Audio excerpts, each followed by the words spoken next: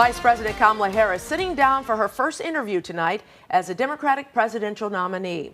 Her running mate, Tim Walz, joined her to take questions from CNN's Dana Bash. And WGN's Jenna Barnes is here now with a wrap on the remarks. Yes, guys, in the 5+ weeks that Kamala Harris has been running for president, we've only seen her in the context of rallies and campaign events. She has not held press conferences or answered questions in interviews, building the anticipation of her first interview as nominee tonight.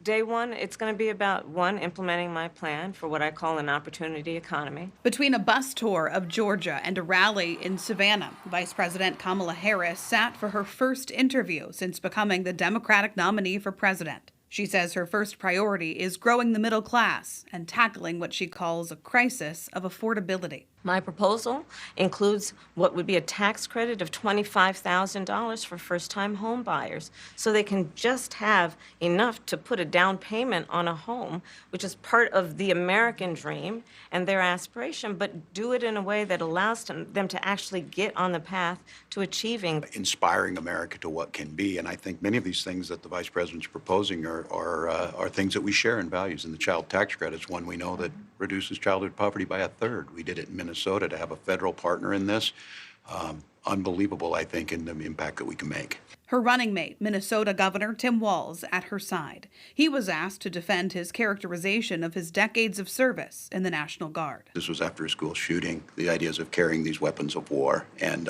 my wife, the English teacher, told me my grammar is not always correct. But again, if it's not this, it's an attack on my children for showing love for me, or it's an attack on my dog. Walz referencing the attacks on his son, Gus, after his appearance at the Democratic National Convention. Harris also responding to a different attack on her identity from her opponent, Donald Trump, who says she just happened to turn black. Same old tired playbook.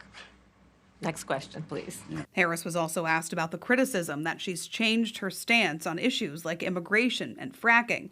She says her values haven't changed, and values are on the ballot. Where there is some suggestion, warped I believe it to be, that the measure of the strength of a leader is based on who you beat down, instead of where I believe most Americans are, which is to believe that the true measure of the strength of a leader is based on who you lift up.